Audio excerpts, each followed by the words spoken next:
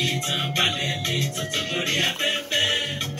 Ìtàn balẹ̀ dé ìpínlẹ̀ gbogbo kò sọ fún sọ́kò. Tónílé tàlejò ẹja àtúnjọ gbọ́. Ìtàn àwọn tó ti fi tàn balẹ̀ káfí sódì mọ́ ayé wa nínú ìtàn tá ń kọ́. Gbàgede olówó kéré ó ta sánsán. Ìrìnàjò ẹ̀kọ́ tí ń kọjá ẹlẹ́rù ti dé. Ó ti dé sórí afẹ́fẹ́ ẹja gbogbo. Ìtàn balẹ̀ ìtòyó. Ẹ̀kọ́ lówó ọjà ajílẹ̀ gbogbo àjẹ́. Ìtàn balẹ̀ ìtòyó. A tún ti lọ sínú ìtàn fún tòní o. A ti ṣèwádìí, a ti ṣàtúpalẹ̀. Kí la wá mú wá gẹ́gẹ́ bí ohun tí a sọ̀rọ̀ lé lórí lónìí. Mo fẹ́ lọ sínú ìtàn tó rọ̀ mọ́ ìdásílẹ̀ iléeṣẹ́ kan tí wọ́n ń pè ní Oòduà Investment Company Limited. Iléeṣẹ́ yìí, iléeṣẹ́ ìjọba yìí, òun náà ni ó jẹ́ pé àwọn ìpínlẹ̀ tí ó wà nílẹ̀ Yorùbá ni wọ́n jọ ń ṣe alákòóso wọn. Ó dàbí àjọ ni láàrin àwọn ìpínlẹ̀ nílẹ̀ Yorùbá. Kí ni èròǹgbà iléeṣẹ́ yìí gan-an Oòduà Investment Company tí wọ́n fi dálẹ̀ nígbà náà lọ́hùn-ún? Ọdún wo ni wọ́n dá iléeṣẹ́ ìjọba yìí sílẹ̀? Ṣé àfojúsùn ìdásílẹ̀ iléeṣẹ́ yìí sọ ti ń wá sí ìmúṣẹ nílẹ̀ Yorùbá nílẹ̀ Oòduà tíá? Báwo ni ìṣàkóso iléeṣẹ́ yìí gan-an báwo ló ṣe ń lọ láti bẹ̀rẹ̀ pẹ̀pẹ̀ tí wọ́n ti dá a lẹ̀ títí débi tó dé lónìí? Ṣé pínre búre ìkan ò gbọ́dọ̀ jù kan só ń bẹ níléeṣẹ́ yìí láàrin àwọn ìpínlẹ̀ tí wọ́n jọ pawọ́pọ̀ ṣe ìdásílẹ̀ iléeṣẹ́ Oòduà Investment Company Limited?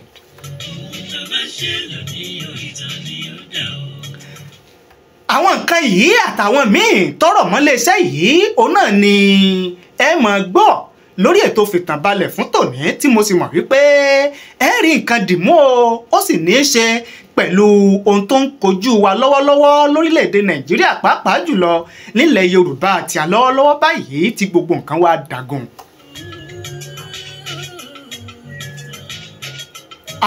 Nígbà kan a mọ àwọn nǹkan tí wọ́n ń fowó kòkó ṣe, tíjọba ń fowó kòkó ṣe nígbà kan.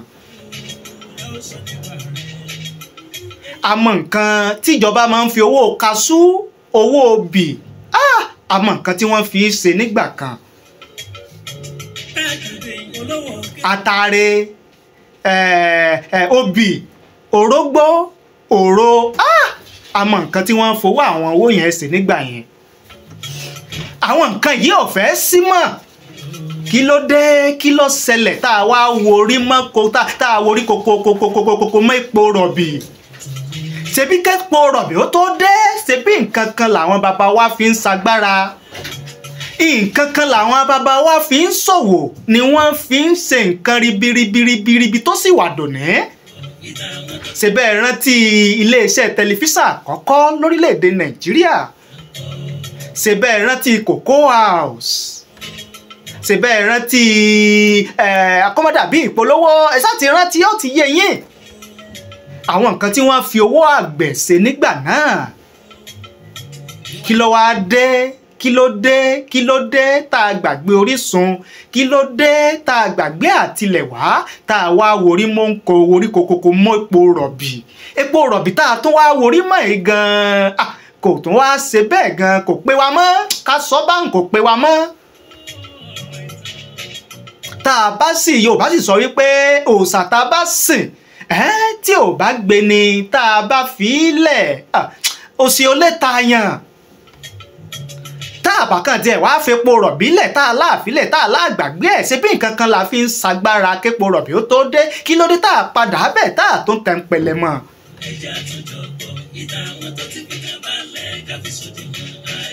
Kíyàn máa jọ́rọ̀ ọ̀mọ̀ràn fúnjọba kó sì máa jọ́mọ̀ ìrànmọ̀ràn fún wọ́n tó ń gbọ́ mi àtèmi tí mò ń sọ. Oko ìgbà mélòó ni mo dá oko éékà mélòó ni wọ́n dá kí ló ń gbìn ṣe wípé àgbàdo nìkan lọ sáàwó kí n ságbìn àgbàdo lóṣù mẹ́ta kí n kéré rẹ̀ kó tún parí ó tún dọdún mi. ṣé kìí ṣe wípé ìtọ́ jẹ báyìí náà ni ó jẹ́ kókó sí ọ ò ronú pé kí ni ìwọ náà ó ṣe é lẹ̀ fọmọ. mo sì rántí dáadáa wípé àwa yìí nígbà táwa sì wà ń kékeré a mọ àwọn nǹkan àgbẹ̀ tí bàbá wa máa ń mú wá látoko àti ra àwọn nǹkan lọ́jà gan-an yóò lójú àwọn nǹkan tá a máa ń fowó rà ńgbà náà. gbogbo nǹkan jíjẹ báyìí láti inú oko tí bàbá wa eléyìí bàbá wa tèbẹ̀bí tí mò ń sọ̀rọ̀ yìí bàbá mi inú oko tí wọ́n dá iná láti ń jẹ láti mú ó lójú àwọn nǹkan tá a máa ń fowó rà lọ́jà lórí igbá. kí wàá ló dé tá a ti wá gbàgbé tá a fi àwọn nǹkan kan yìí sílẹ̀.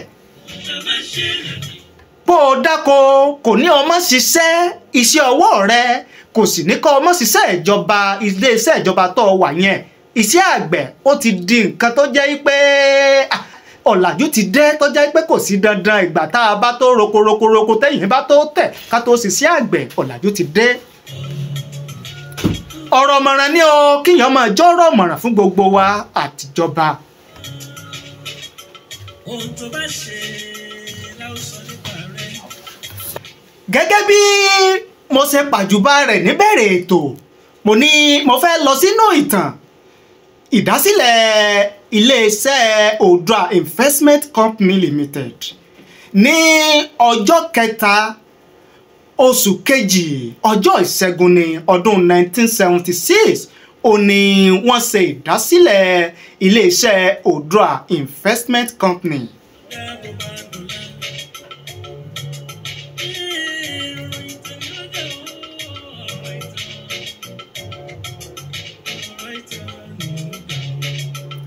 ní ìgbà tí Western States ìgbà tó pín sí mẹ́ta ìyẹn Ọ̀yọ́ Oǹdó àti Ògùn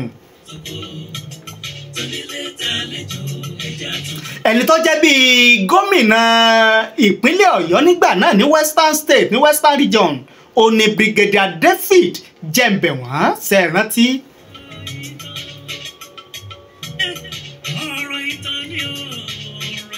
gẹ́gẹ́ bíi gómìnà ológun nígbà náà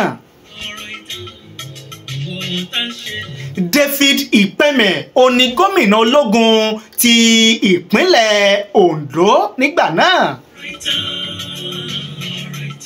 gẹ́gẹ́ bí ìwádìí ìtàn tó ṣe fi yé wa. Lieutenant Colonel Ayọ̀délé Balógun òun ló jẹ́ bí gómìnà ìpínlẹ̀ Ògùn nígbà náà lọ́hùn-ún. gómìnà ológun.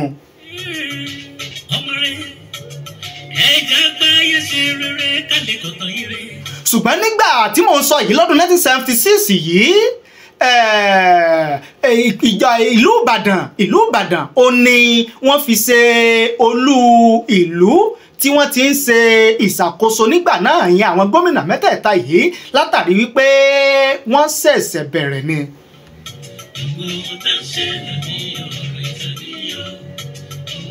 kó tó wá di pé oníkálukú wọn wá lọ sí ìpínlẹ̀ wọn ìyẹn Àkúrẹ́ ní ìpínlẹ̀ Oǹdó Abẹ́òkúta ní ìpínlẹ̀ Ògùn.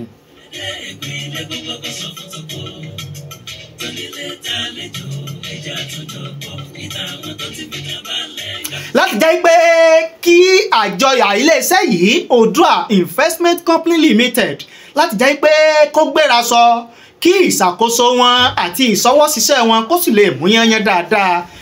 ìjọba wọn ṣe àgbékalẹ̀ ìgbìmọ̀ kan láti jẹ́ pé kí wọ́n máa ṣe àkóso iléeṣẹ́ ọ̀hún. ìgbìmọ̀ amúṣẹ́yá.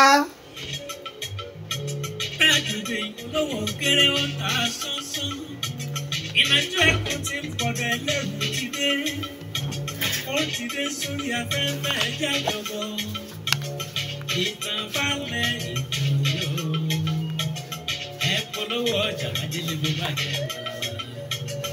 ìtànbalẹ̀ ètò ní ètò. ẹni tó jẹ́ bíi alága ìgbìmọ̀ yìí òun náà ni gómìnà ológun ìpínlẹ̀ Ògùn ìpínlẹ̀ Ọ̀yọ́ nígbà náà ìyẹn Brigadier David Jembewon.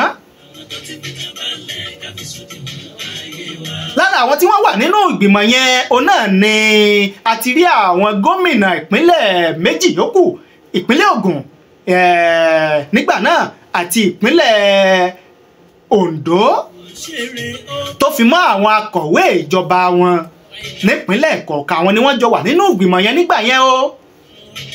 gẹ́gẹ́ bí àtúpalẹ̀ ìtàn bó ṣe fi yé wa ẹ ti mọ̀ wípé àwọn ṣèwádìí á wá òfin tó tó ká tó mú ohunkóhun wá fún yín lórí ètò Fìtànbalẹ̀ iṣẹ́ tiwa ní o kọ́bí Èdùmàrè kó mọ̀ fi sọ rẹ̀ sọ wa kó mọ̀ dáàbò rẹ̀ bò wá.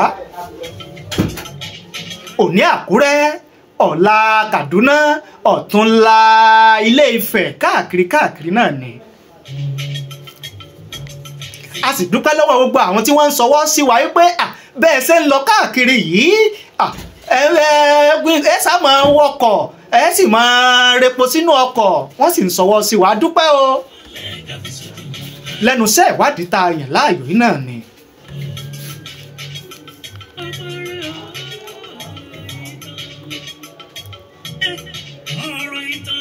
nínú ìwádìí ìtàn ìpàdé àkọ́kọ́ tí àwọn ìgbìmọ̀ tí wọ́n ń gbé kalẹ̀ yìí láti máa ṣàkóso iléeṣẹ́ yìí ìpàdé àkọ́kọ́ tí wọ́n ṣe ó wáyé nílùú Ìbàdàn nípínlẹ̀ Ọ̀yọ́ ní ọjọ́ 3 oṣù 3 ọdún 1976.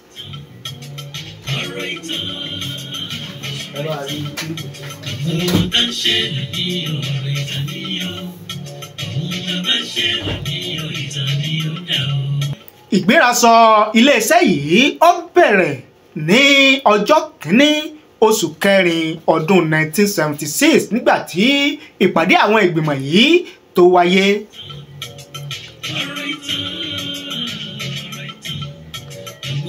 wọ́n sì jókòó sọ̀rọ̀ lórí bí àjọṣepọ̀ yìí bí ó ṣe máa mú yányán bí ó ṣe máa dàgbàsókè bí ó ṣe máa lọ dáadáa. Ìtànbalẹ̀ lè tuntun lórí afẹ́fẹ́. Ìtànbalẹ̀ dé ìpínlẹ̀ gbogbo kò sọ fún tọkọ. Tónílé ta lẹ́jọ́ ẹja tó jọgbọ́. Ìtàn àwọn tó ti fi Ìtànbalẹ̀ káfí sódì wọn láyé wa nínú ìtàn tá ń kọ́. wọ́n sì tún jọ jókòó sọ̀rọ̀ lórí bí àwọn nǹkan ogún nǹkan ní tọ́jọ pa ìpínlẹ̀ mẹ́tẹ̀ẹ̀ta pọ̀ nígbà náà ìpínlẹ̀ Ògùn ìpínlẹ̀ Oǹdó ìpínlẹ̀ Ọ̀yọ́ àwọn nǹkan ìní ìjọba tọ́jọ pa wọ́n pọ̀ wọ́n jọ jókòó pé bó la ṣe máa ṣe o tí kan ò fi ní jù kan tí ò fi ní jura wọn tá a fìjọ máa ṣe tí ó fìjọ máa lọ dáadáa tẹ́mi ó fi máa jèrè tí wọn náà ó fi máa jèrè àwọn ìpínlẹ̀ mẹ́tẹ̀ẹ̀ta wọ́n jọ jókòó sọ̀rọ̀. Ó ti dé sórí afẹ́fẹ́ ẹja jọ̀gbọ́. Ìtànbalẹ̀ ìpínlẹ̀ ẹ polówó ọjà májèlé bó bàjẹ́ wà. Ìtànbalẹ̀ ètò ní ètò. ṣùgbọ́n lẹ́yìn ọ̀rẹ́yìn nígbà tó yá tó dinú oṣù 9 ọdún 1976 ẹ̀ ń fọkàn bá mi bọ̀ lórí ètò nígbà tó di inú oṣù 9 September 1976 wọ́n bá tú àwọn ìgbìmọ̀ yìí ká lẹ́yìn tí wọ́n ti jọ ṣe àwọn nǹkan kankan àjọsọyépọ̀ tí wọ́n ti tọwọ́ bọ̀wé àwọn nǹkan kankan àwọn memorandum lóríṣiríṣi. gẹ́gẹ́ bí ìwádìí ìtàn bó ṣe fi yé wa wọ́n jókòó ìpàdé 9 ìjókòó 9 níjókòó táwọn kọmitì yìí jọ kó tó di inú oṣù 9 ọdún 1976 tẹ́ ẹ bá gbàgbé láti inú oṣù 3. àjọsọyépọ̀ àti àwọn ìwé àdéhùn tí wọ́n fọwọ́ sí ó sì jẹ́ bíi 15 135 memoranda.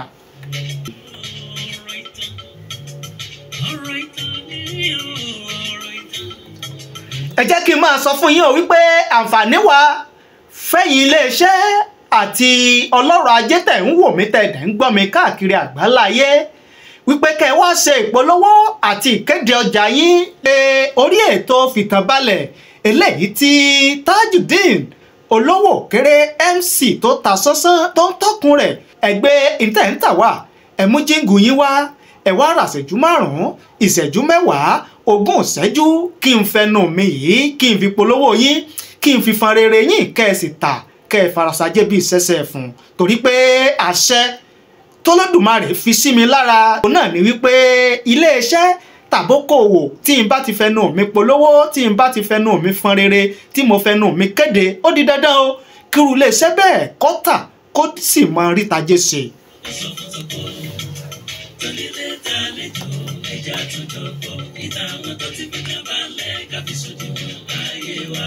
màá fi ẹ̀rọ ìbánisọ̀rọ̀ tẹ́ fi pè mí bá mi sọ̀rọ̀ lẹ́yìn ètò fún polówó ọjà tàbí ohunkóhun kan tẹ́ ẹ bá ní fún mi lórí ètò yìí màá fi síta kí n tó parí ètò lágbára Ọlọ́run láṣẹ Èdùmàrè. ìwà tó bá wù ú lọ́wọ́ sọ nípa rẹ̀.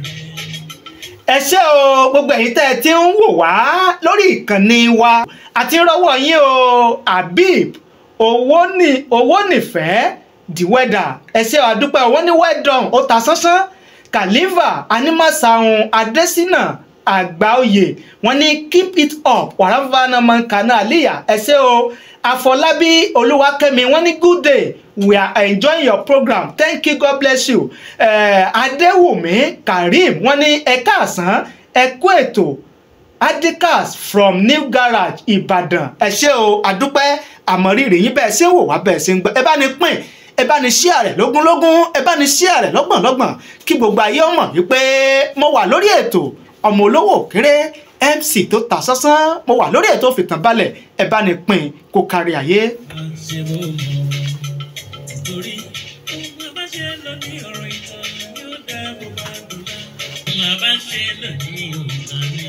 gẹ́gẹ́ bí mo ṣe ń bá bọ̀ nínú ọ̀rọ̀ àwọn tí wọ́n jẹ́ bí ìgbìmọ̀ tí wọ́n gbé kalẹ̀ léyìí tí gómìnà ológun nípínlẹ̀ Ọ̀yọ́ nígbà náà tí ó jẹ́ alága rẹ̀ ìyẹn Jẹ́ǹbẹ̀ wọ́n ó ṣe bẹ́ẹ̀ wọ́n jọ sọ̀rọ̀ papọ̀ ọ̀rọ̀ wọn sì yẹra wọn dáadáa ibẹ̀ náà ni wọ́n ti fi ọwọ́ sí àwọn tí ó mọ̀ jẹ́ bí dàrẹ́kítọ̀ nílé iṣẹ́ náà tí wọ́n mọ̀ ṣàkóso ilé iṣẹ́ yẹn Odua Investment Company.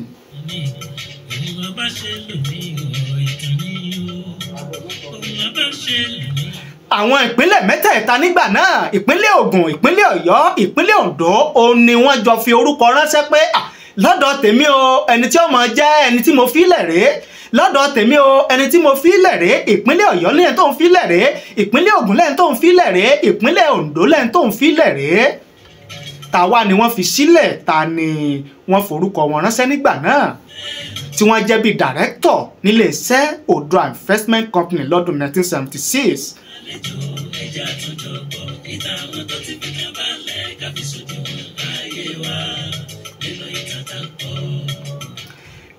Olóyè Kọ́lá Dàísí àwọn wọ́n jẹ́ ẹnìkan nínú àwọn ìgbìmọ̀ yẹn àti Pòfẹ́sọ̀ Ayọ̀ Ògúnsẹ̀yẹ tí àwọn náà sì jẹ́ ọ̀kan nínú àwọn dàrẹ́kítọ̀ nílé iṣẹ́ Odua Investment Company nígbà náà. olówó òkèrè ó ta sánsán ìrìnàjò ẹ̀kọ́ ti ń pọ̀dọ̀ ẹlẹ́rù ti dé sórí. bákan náà láti rí ọ̀gbẹ́ni JK Akíngbadé láti ìpínlẹ̀ Oǹdó àti ọ̀jọ̀gbọ́n Pòfẹ́sọ̀ Sàbúrì Bíòbákú láti ìpínlẹ̀ Ògùn.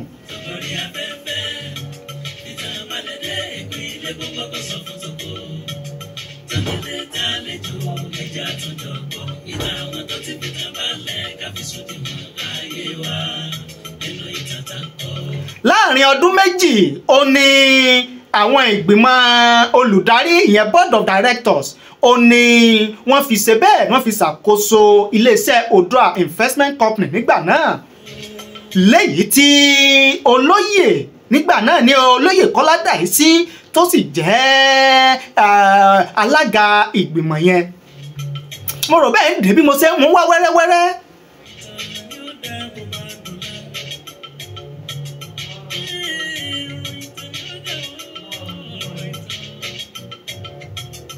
ẹ jẹ́ kí n mú ọ̀rọ̀ tí ẹni tó jẹ́ bí alága ìgbìmọ̀ tí wọ́n fi ṣe ìdásílẹ̀ iléeṣẹ́ Oòduà Investment Company nígbà náà tí mo ní Brigadier David Jembe wọ́n ló jẹ́ bíi alága ìgbìmọ̀ yẹn léyìí tí àwọn gómìnà ìpínlẹ̀ ológun ìgbà náà Ọ̀yọ́, Ògùn, Oǹdó táwọn náà sì jẹ́ bíi ọmọ ìgbìmọ̀ àtàwọn akọ̀wé ìjọba nígbà náà.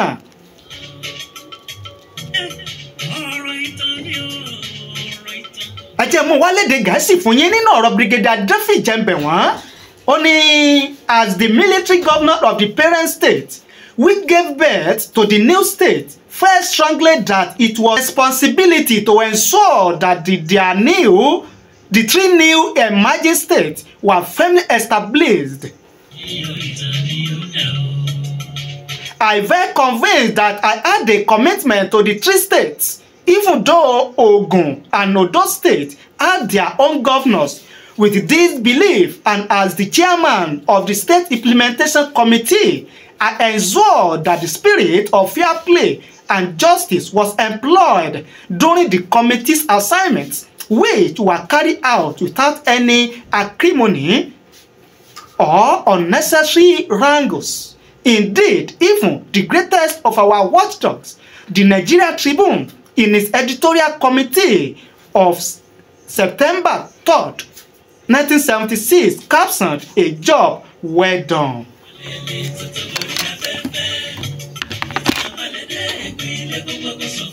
Gẹ́gẹ́ bí ọ̀rọ̀ tí Brigadier David Jembe wọ́n gẹ́gẹ́ bí ọ̀rọ̀ tó sọ jáde nígbà tí ó ń ṣe àgbékalẹ̀ àwọn tí ó mọ̀ jẹ́ bí board of director fún iléeṣẹ́ Oòduà Investment Company Limited ní ọdún 1976 òní mo mú wá fún yín yẹn.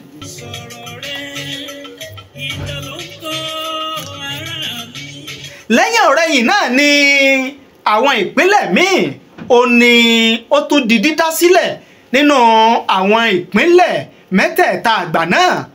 Tẹ́ ẹ bá sì rántí, tẹ́ ẹ bá gbàgbé, tẹ́ ẹ bá rántí kémi ọmọ, tẹ́ ẹ bá gbàgbé kémi ọmọ rán in létí wípé lára ìpínlẹ̀ Ọ̀yọ́ ó ní wọ́n ti ṣe ìdásílẹ̀ ìpínlẹ̀ Ọ̀ṣun. Lára ìpínlẹ̀ Oǹdó ni wọ́n ti ṣe ìdásílẹ̀ ìpínlẹ̀ Èkìtì lónìí.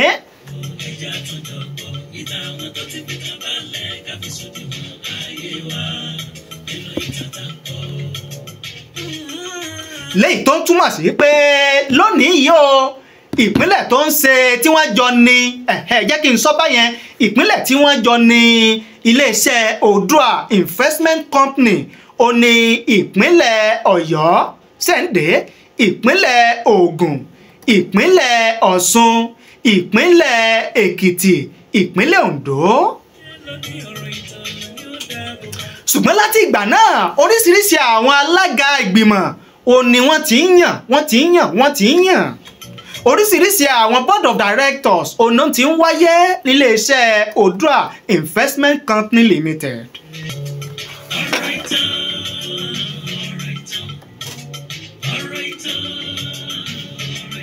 Ṣùgbọ́n lónìí yìí ẹni tó jẹ́ bíi alága fún iléeṣẹ́ Oòduà Investment Company ní Ọ̀túnba Bímbọ́ Asiru.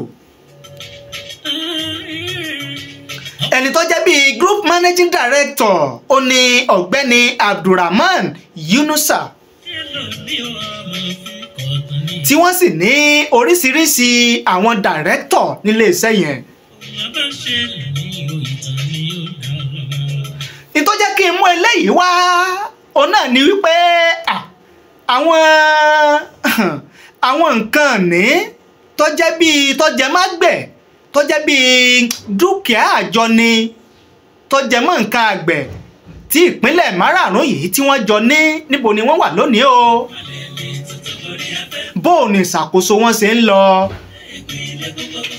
Iṣẹ́ kí ni iléeṣẹ́ Oòduà Investment Company Limited kí ni wọ́n ń wò lórí ètò ọ̀gbìn?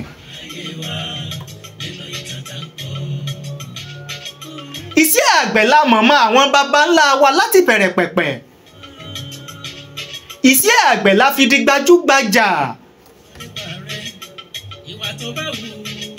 mò ń pe àjọ àbí iléeṣẹ́ Oòduà Investment Company pé kí wọ́n má sùn kí wọ́n má sùn kí wọ́n jí gìrì sétò ọ̀gbìn ètò àgbẹ̀ lórílẹ̀‐èdè Nàìjíríà tàbí pàápàá jùlọ nílẹ̀ Yorùbá wa yìí o. bí nǹkan ṣe wọ́n gógógó pàápàá jùlọ bí oúnjẹ bó ṣe wọ́n gógó lọ́jà kò mọ̀ sẹ́yìn bí gbogbo wa bá a ṣe kọ̀yìn sí ètò àgbẹ̀ lórí nílẹ̀ Yorùbá. kókó ọ̀rọ̀ mi náà ni wípé ẹja mẹ́tò àgbẹ̀ ní kókó ẹja mú ní pàtàkì. torí pé bí nǹkan ṣe rí yìí ó kù díẹ̀ káàtó ó sì wà lọ́wọ́ gbogbo wa. ó tún wà lọ́wọ́ ìjọba èyí tó wà lọ́wọ́ ìjọba lọ́wọ́ pọ̀ jù. torí pé tá a bá fẹ́ ṣiṣẹ́ àgbẹ̀ gan iṣẹ́ àgbẹ̀ sì ti kọjá téèyàn wà á fọwọ́ rokorokoro tí ó fi ọwọ́ kọbèkọbè téèyàn wà á gan. ṣùgbọ́n àwọn bí ìjọba ó ṣe pèsè àwọn nǹkan èlò yìí àwọn nǹkan èlò ìgbàlódé yìí láti fi ṣe sí àgbẹ̀ ó wà lọ́wọ́ ìjọba àti àwọn ìrànwọ́ pẹ́pẹ́pẹ́ kọ̀ọ̀kan àwọn nǹkan ìwúrí tí ó mẹ́mi àtẹ̀yìn tẹ̀ ń gbọ́ mi yìí àtàwọn tí wọ́n ṣẹ̀ṣẹ̀ ṣetán nílé ìwé láti lọ dáko láti lọ ṣiṣẹ́ àgbẹ̀ ìjọba gbọ́dọ̀ pèsè rẹ̀ fún wa kí iṣẹ́ àgbẹ̀ kó lè wù wá.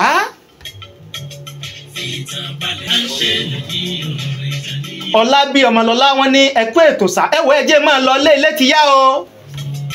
Tajudeen olówó òkèrè lórúkọ tèmi o. MC tó ta sánsán làwọn èèyàn ń pè mí. Ìnàjú ẹkùn tí bọdẹ lẹ́rù ní gbogbo ìgbà.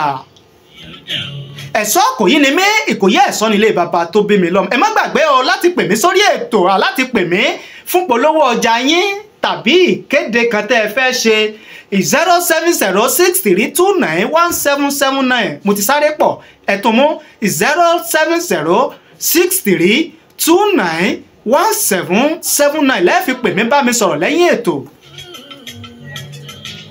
fún polówó ọjà tàbí kéde títí ọjọ́ mẹ́jọ tá a tún pàdé lórí ètò Fìtànbalẹ̀ ìbànújẹ́ ó kéré ó tóbi ni kò ní jẹ́ pín mi kò ní jẹ́ pín yín láṣẹ Èdùmàrè.